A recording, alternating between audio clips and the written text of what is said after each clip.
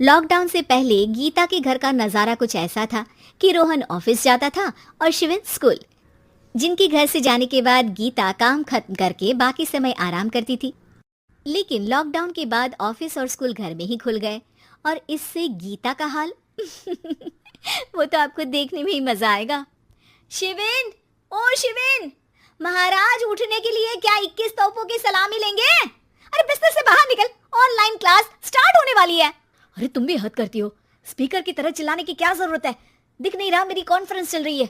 अब कैमरा और speaker on कर रहा हूँ, मुझे कोई शोर नहीं चाहिए।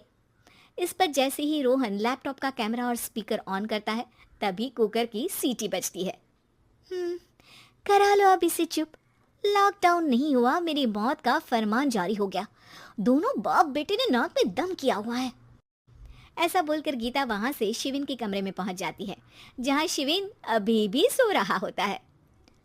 ओ आलसी, अब अगर 5 मिनट में नहीं उठाना तो आज तेरा गेम और यूट्यूब कैंसिल। माँ की बात सुनकर शिविन बिना 1 मिनट गंवाए उठ खड़ा होता है। उठ गया, अभी नहाकर भी आता हूँ। ये नाटक कहीं और, मुंह पर गीला कपड़ा मार और पढ़ने बैठ। शिविन की ऑनलाइन क्लास स्टार्ट हो जाती है, जिस पर गीता उसे वहां बिठाकर रसोई में चली जाती है। थोड़ी देर में उसे कमरे से कुछ आवाज सुनाई देती है, जिसे सुनकर वो कमरे में वापस आती है। हाय राम, तुझे क्लास अटेंड करने के लिए बोला था, कैमरा ऑफ करके बिस्तर पर नाचने के लिए नहीं बोला था। मम्मी मुझे कुछ समझ नहीं आ रहा, आप बाद में पढ़ा देना ना, वैसे भी अटेंडेंस तो लगी गई है। हाँ बेटा, जरूर बन जा, तू अभी से हम सबका बाप बन जा। अरे नहीं मतलब कहाँ से लाते हो इतना दिमाग, और पढ़ाई करते हुए ये चला कहाँ जाता है? नाइस क्वेश्चन, दिमाग से पूछकर बता दूंगा।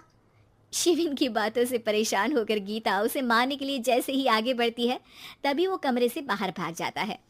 अब शिविन आगे आगे और गीता हाथ में चप्पल पकड़े उसके पीछे पीछे पूरे घर में दोनों घूम रहे होते हैं।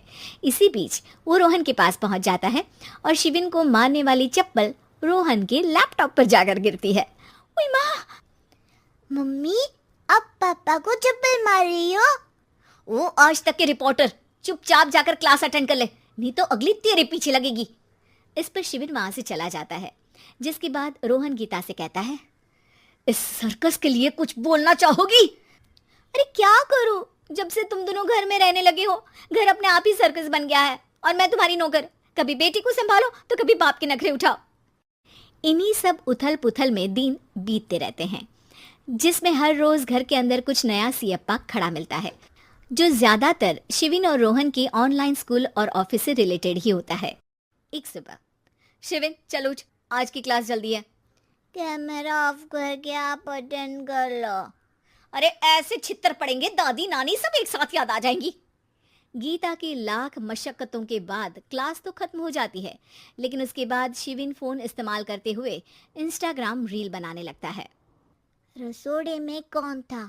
तुम थी, मैं थी, कौन था? हाँ, मैं गरीब हूँ।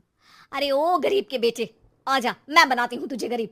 मैं बताती हूँ रसोड़े में कौन था। पढ़ाई करने बोलो तो इनकी माँ मर जाती है और ये पागलपंतियां जितनी मर्जी करा लो। गीता शिविन को डांट रही होती है, तभी रोहन बीच में बोल पड़ता है, अरे बच्चा ही तो है, इतना गुस्सा क्यों कर रही हो? बेटे का साथ देने की इसी एक कोशिश में अब शिविन के साथ साथ रोहन भी गीता के गुस्से की सूली पर चढ़ जाता है। अगर बेटे पर इतना ही प्यार आ रहा है तो इसे क्लास अटेंड क्यों नहीं कराते, इसका होमवर्क क्यों नहीं कराते?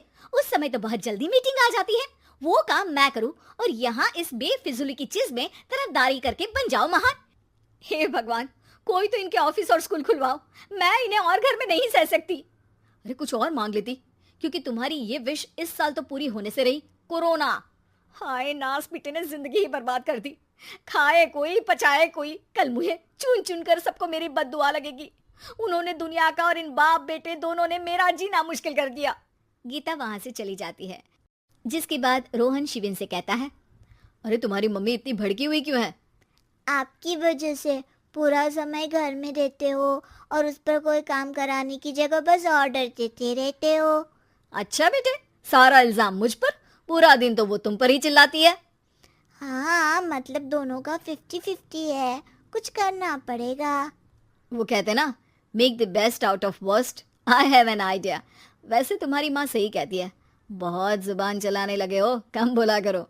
अगली सुबह रोहन और शिविन अपनी गलती को सुधारने के लिए गीता के उठने से पहले घर का आधा काम खत्म कर देते हैं, जिसे देखकर गीता खुश हो जाती है और फिर बाकी बचा काम वो तीनों मिलकर पूरा कर लेते हैं। जिसके बाद अब वो सब मिल बांट कर हर काम में एक दूसरे की मदद करते हुए लॉकडाउन का मजा लेने लगते हैं।